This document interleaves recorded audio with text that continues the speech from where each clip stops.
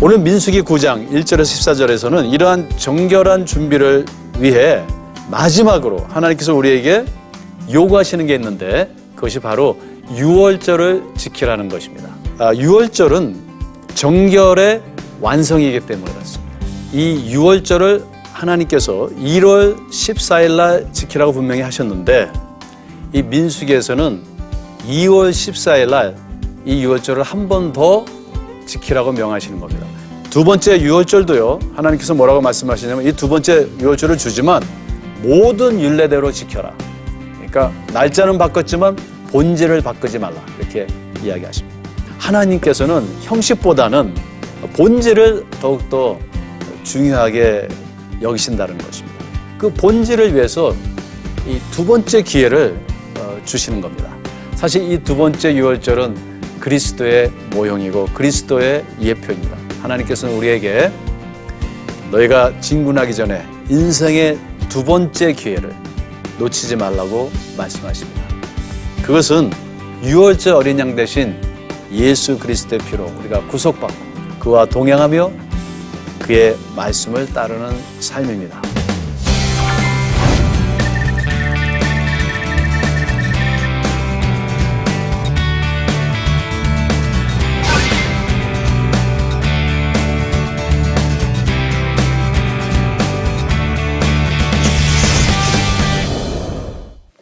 안녕하세요.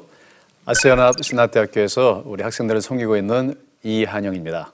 우리가 지난주에는 그 광야 진군에 앞서 그 준비하는 일에 있어서 그 절정의 유월절에 대한 그 중요성을 우리가 본문을 통해서 이야기를 나누었습니다.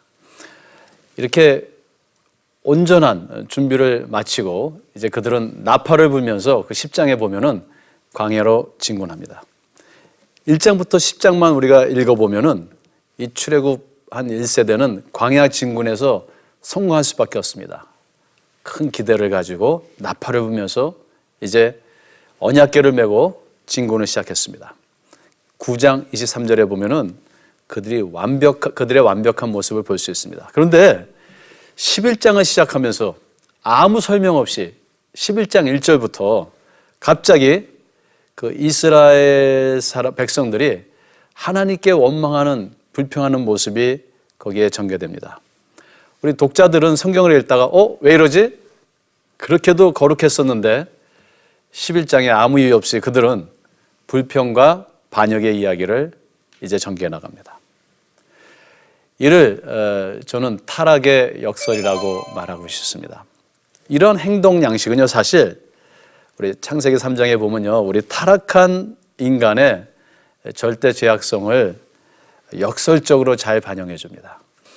약속의 땅을 향한 그 구속의 긴 여정길에서 그 우리 인간들의 불온전한 의지와 불의, 도덕적 해이, 육신의 정욕과 안목의 정욕, 이생의 자랑과 교만, 원망과 배역과 심판의 패턴을 그대로 나타냅니다. 우리는 아니 이스라엘 백성들이 이렇게 큰 은혜를 받고도 어떻게 광야에서 매번 하나님께 이렇게 불평하고 원망했을까? 그렇게 생각하는데 사실 그 모습이 바로 우리의 모습입니다. 우리가 하나님 앞에서 겸손해야 하는 것은 사실 이 광야의 세대 그 모습이 바로 우리의 모습이기 때문입니다. 우리가 주일 예배를 드리고 교회 안에서는 정결하고 거룩한 것 같은데요, 교회 문을 나서자마자 또 월요일 오전에 예배 보고 집에 가면서 싸우는 부부들이 그렇게 많대요. 차 안에서.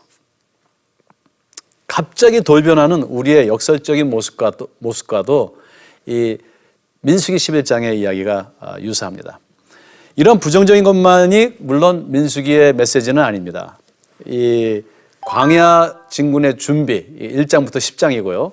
그리고 광야에서의 어떤 실패를 집중적으로 기록하고 있는 11장부터 14장. 이게 대조적인데 이 이야기는 우리 신앙과 불신, 그죠?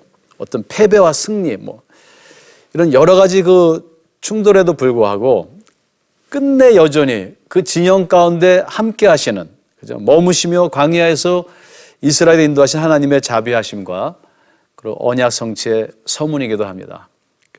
우리의 실패도 불구하고 우리를 놓지 아니하시는 하나님의 은혜, 이게 지금 민수기의 사실 이야기입니다.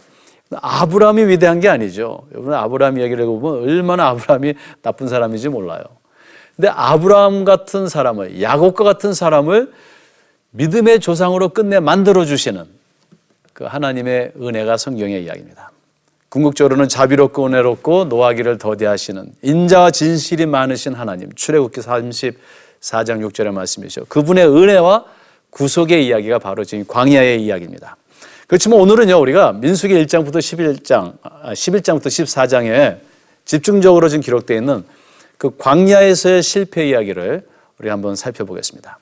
먼저요, 우리가 11장을 피자마자 광야에서 실패 이야기가 나오는데요, 그 원망의 이야기가 나옵니다. 그리고 그 불평이 누구에게로 향하고 있는지 방향에 대해서 나오고 있는데요, 우리가 여기 면밀히 읽어보면 그 실패에 일관된 어떤 원인이 있습니다.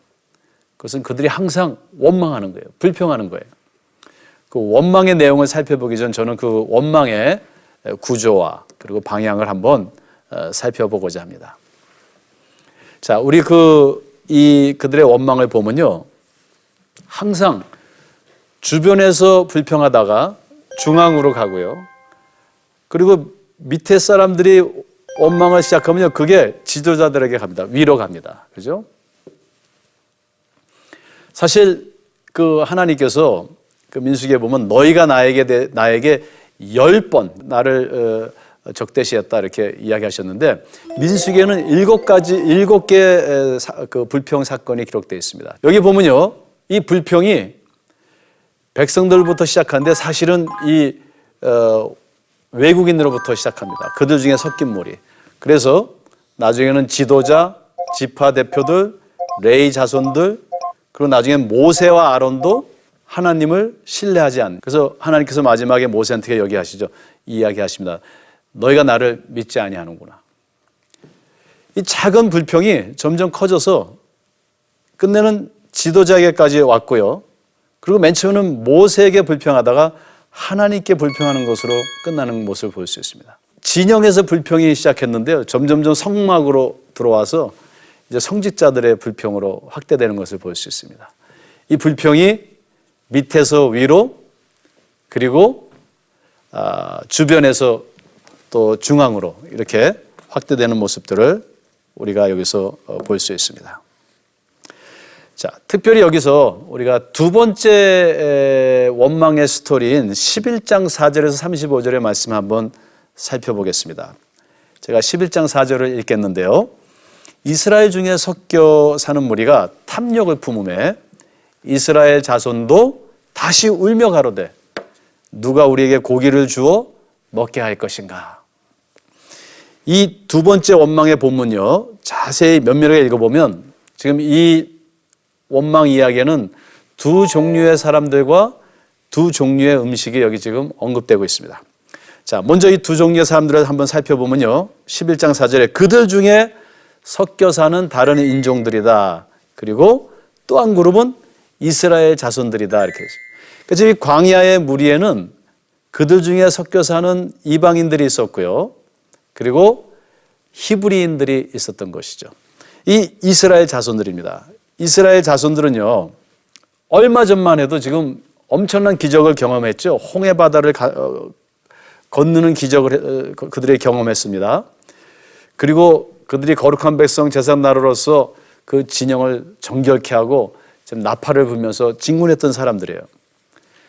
그런데 작심 3일이라고요. 10장 33절에 보면 그들이 여호와의 산에서 떠나 3일 길을 갈 때, 물론 이 3일 길이라는 것은 고대 근동에서는요, 헤로도투스 그 고대 사가의 말에 의하면은 고대 근동에서는 하루길 그러면 그냥 약 30km를 의미했다고 합니다.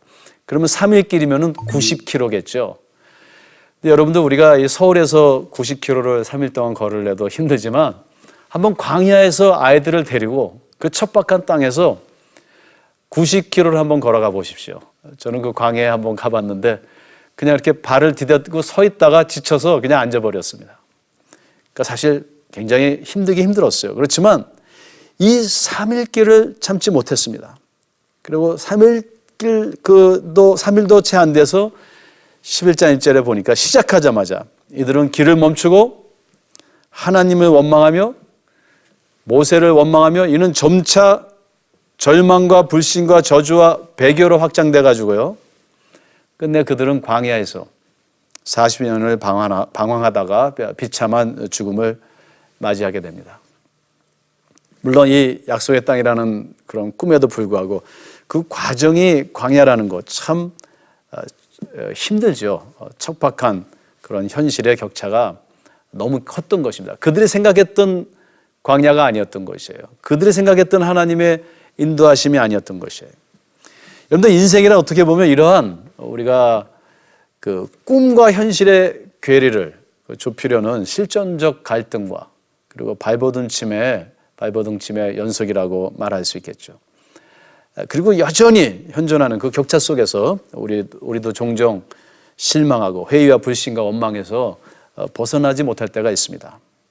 그래서 우리는 광야에서 3일 길도 못 가 원망하며 인생의 방향을 불신으로 우회하여 현실이라는 이 광야에서 방황할 수밖에 없습니다. 여러분 구약에 보면 이상하게 3일 길이 많이 나와요. 아브라함도 모리아 산에 가는데 3일 길이고요. 나중에 민수기에서 모세를 원망하는 것도 3일 길이고요. 계속 3일 길.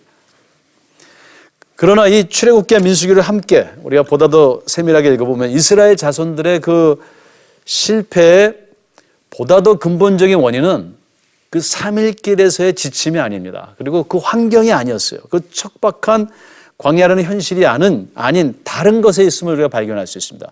그건 무엇이냐면은 하나님의 은혜를 기억하지 못했던 것이에요. 하나님께서 그들과 함께 하신다는 것, 동행하고 계시다라는 것, 그들을 애굽에서 구속하셨다라는 그 일들을 기억하지 못했어요. 자, 이게 이스라엘 자손들의 두 번째 사람들이 등장하는데요. 섞여 사는 다른 인종들이라고 나옵니다. 여기 보면은 이스라엘이 이제 출애굽하는데요. 여기서 다른 인종들이 그 안에 섞여 있다 그랬는데 다른 인종들로 번역된 이 히브리어가 아사숲이라고 합니다. 영어로는 rebel이라고 해요. 이렇게 번역되어 있는데 이 rebel이라는 말은 어중이 떠중이라는 말이에요. 어중이 떠중이가 지금 언약 백성 안에 섞여 있어요. 그래서 여기서 섞인 물이라고 이렇게 번역을 했습니다. 근데 이 어원은요, 이 아사숲은 히브리어 동사 아사프에서 아사프이라는 그 동사의 어근을 가지고 있습니다. 이 아사프는 더하다, to add up, 그죠? 더하다. 그러니까 이스라엘 자손들에게 더해진 자들, 즉 그들과 동행한 그 어떤 다른 자들을 뜻하는 것이죠. 여러분들 이들은요, 단순히 다른 인종을 의미하는 것이 아니고 이스라엘에 속한 자들입니다. 그죠? 그렇지만 그리고 이들도 하나님께서 할례를 받게 하시고 이들도 유월절을 지키게 하십니다. 또 이방인들의 예표가 됩니다. 오늘날. 그런데 이스라엘 자손들과는 전혀 다른 비전을 가지고 있는 무리였어요. 다른 목적을 가지고 그 무리 안에 있습니다. 다른 삶의 방식과 세계관을 가지고 있어요. 그럼 과연 이들이 누구일까?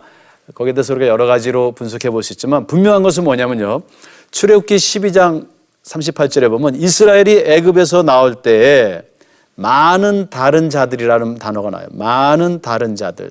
즉 이스라엘 자손들이 아닌 다른 자들도 그들과 함께 그들에게 속해서 같이 출애굽을 한 것이에요.